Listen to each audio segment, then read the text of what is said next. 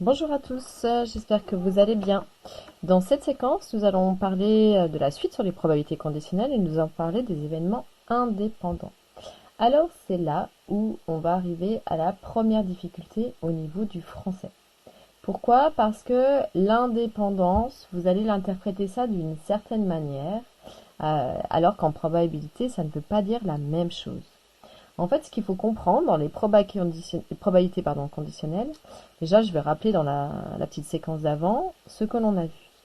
On a vu que si je veux calculer la probabilité de B sachant A, ça s'écrit comme ça ou comme ça, et pour calculer cela, je dois faire P de quelque chose par rapport à quelque chose. Donc comme ma condition nouvelle c'est A, je dois diviser par P de A et je dois regarder les éléments de B dans 1. Donc ça, c'est ma formule du cours à connaître par cœur. Première chose à savoir par cœur, que vous devez être capable de calculer à partir d'un arbre ou d'un tableau. Maintenant, on va parler d'histoire de si les événements qu'on nous a donnés à la base étaient indépendants.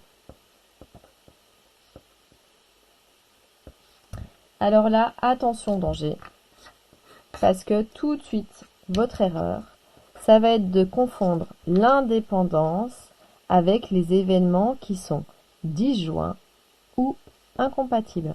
Deux manières de dire des choses.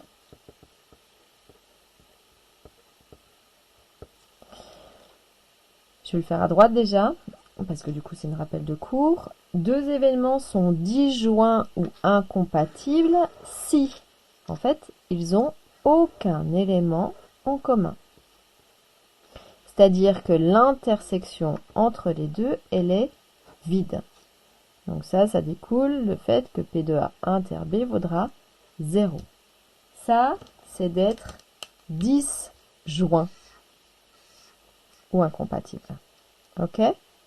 Et ça va être super important parce que vous confondez avec l'indépendance qui est plus, je préfère presque le dire aujourd'hui comme une chose de influence.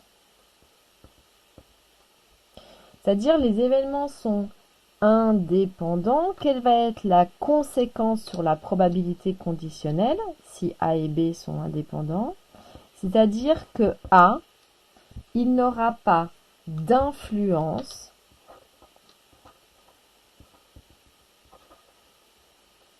sur B. C'est-à-dire que la probabilité de B sachant A vaudra P de B. A n'influence pas. C'est ça en fait l'indépendance dans les probabilités conditionnelles.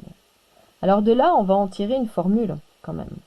Parce que P de B sachant A, on a une formule de définition du cours. Donc je sais que ça, c'est la même chose qu'en fait de P de A inter B sur P de A.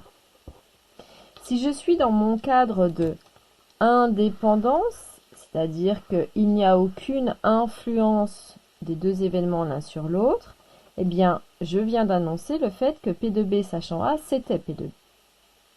Pardon, je me suis trompée ici, sur P de A. Parce que je conditionne par A ici.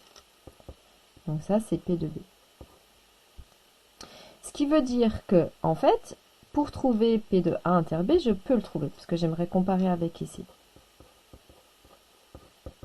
Eh bien, pour pouvoir isoler P de A inter B, je vais multiplier les deux côtés par P de A.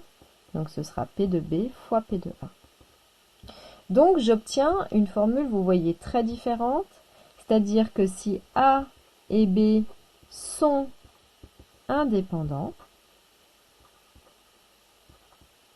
alors, quand je vais calculer P de A inter B, cela vaudra P de A fois P de B.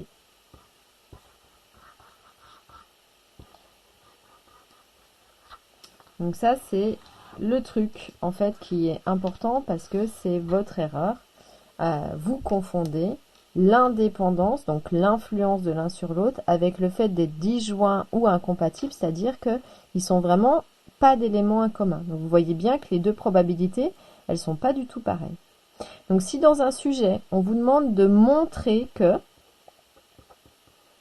les deux événements sont indépendants, eh bien, vous devez, en tout cas, essayer. Une des manières de faire, c'est de revenir à la définition.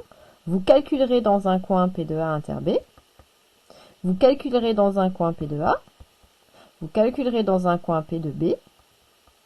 Vous ferez P de A fois P de B. Et puis ensuite, on observe pour comparer. Et je compare quoi? Eh bien, je compare lui et lui. Si c'est égal, alors oui, il y aura indépendance. Si c'est différent, alors non, il n'y aura pas indépendance. Ah, peut-être que du coup je suis trop basse. Pardon, je remonte un peu. Donc ici, il n'y aura pas indépendance. Donc attention, voilà, ça c'est des choses à savoir au niveau des probabilités conditionnelles et de l'influence ou non d'un événement qui va me permettre d'avoir indépendance. Vraiment, j'insiste, ça c'est à faire sur une petite fiche, à bien retenir, à bien observer régulièrement pour bien l'imprimer. Voilà, j'espère que cette vidéo vous aura éclairé sur l'indépendance ou le fait d'être disjoint ou incompatible. En tout cas, n'hésitez pas à vous abonner à la chaîne, à liker cette vidéo et la partager sur vos réseaux sociaux préférés. Je vous souhaite une bonne journée et je vous dis à bientôt.